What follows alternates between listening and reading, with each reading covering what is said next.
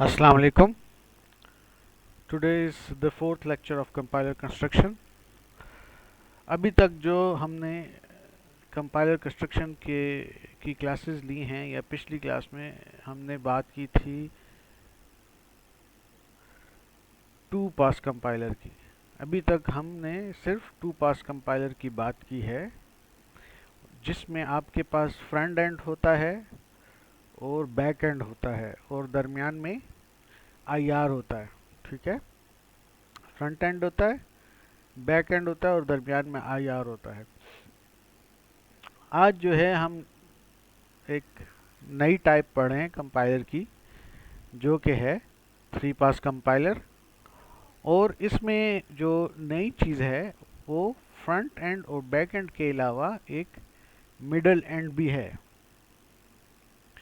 और इस middle and का काम जो है वो कोड को ऑप्टिमाइज करना है। एक जो आपके पास यहाँ से आईआर आता है, उस आईआर को फर्दर ऑप्टिमाइज करना है, कोड को ऑप्टिमाइज करना है और उसके बाद आईआर को बैकएंड को देना है। बाकी सिलसिला जो है उसी तरीके से है जैसे हम सोर्स कोड देते हैं, यहाँ से हमें मशीन कोड मिलता है और साथ साथ एरर रिपोर्टिंग होती है। सिर्फ नई चीज़ ये मिडल एंड है थ्री पास कंपाइलर में। और थ्री पास हम इसको इसलिए भी कहते हैं क्योंकि इसमें 1, 2 और 3 पासेस हैं, फ्रंट एंड, मिडल एंड और बैक एंड। कोड ऑप्टिमाइजेशन क्या होती है? बेसिकली ऑटोमेटिकली आपका जो कंपाइलर है वो आप कोड को देखता है और कोड को इस तरीके से बेहतर बनाने की कोशिश करता है कि वो कम से कम रिसोर्सेज इस्तेमाल करे, आपके सिस्टम के कोड जगह भी कम ले, ठीक है, और स्पीड भी बेहतर हो। तो ये कोड को ऑटोमेटिकली बेहतर बनाने के लिए हमारी कोशिश है, जिसमें हमने मिडल एंड का इस्तेमाल किया है।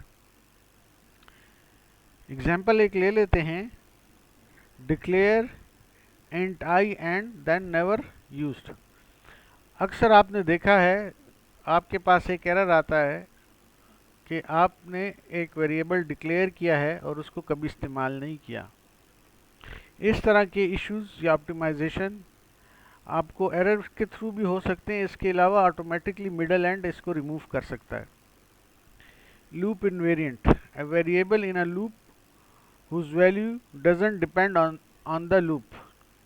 ऐसा भी हो सकता है कि आपने कोई वेरिएबल लिया है और वो लूप के अंदर रखा है, उसका उस लूप के साथ कोई ताल्लुक नहीं था और उसकी वैल्यू उस लूप के अंदर चेंज नहीं होती। तो ये फजूल का इस्तेमाल है। लूप के अंदर उसको रखेंगे तो बार बार वो वैल्यू उसमें इनिशियलाइज होगी या उसको मिलेगी, असाइन होगी। ठीक है ना? तो इन केसेस में जो है आपका मिडल एंड क्या करता है, या ऑप्टिमाइज़र जो है आपका कोड ऑप्टिमाइजेशन जो होती है उसमें क्या होता है, कंपाइलर क्या करता है, उस कोड को वहाँ से लूप से बाहर निकाल देता है। तो इस किस्म की और भी बहुत सी ऑप्टिमाइजेशन जो हैं थ्री पास कंपाइलर में की जाती हैं। इसका काम क्या है मैं पहले भी बता चुका हूँ, analysis IR and rewrites or transform IR. IR को रीड करता है, उसको बेहतर बनाता है, उसमें से उसकी कोड ऑप्टिमाइजेशन करता है और उसको ट्रांसफॉर्म करके उसमें जो चेंजेस हैं वो चेंजेस करके आईआर बनाता है दोबारा। ठीक है, री राइट्स दोबारा से उसको लिखता है, ठीक है, बेहतर बनाकर।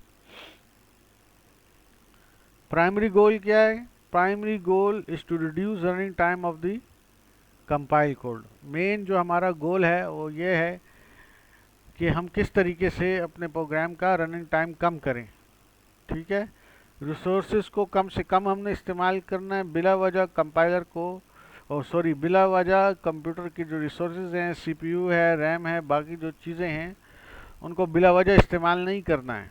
ठीक है, तो कोड को रिड्यूस करना है ताकि आपकी स्पीड भी, टाइम भी कम लगे। May also improve space usage, power consumption. Main goal तो यही है आपका कि आपका जो है रनिंग टाइम कम हो।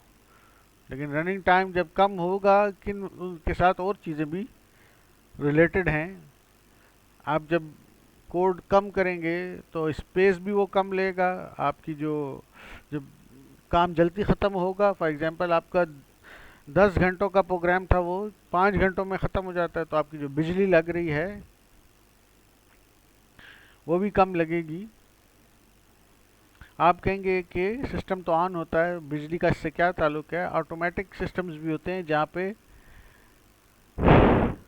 डिस्ट्रीब्यूटेड सिस्टम्स में आपके पास फॉर एग्जांपल कंपाइलेशंस होती हैं, आपके सिस्टम इस्तेमाल होते हैं, फिर जब इस्तेमाल हो जाते हैं उसके बाद वो रिसोर्स किसी और एप्लीकेशन को दे दिया जाता है, तो वो रिसोर्स की कोई और प्रोग्राम उसको इस्तेमाल कर लेता है। तो इन सब चीज़ों का ख्याल रखने के लिए हमने ये कंपाइलर में मिडल एट इंट्रोड्यूस किया गया है।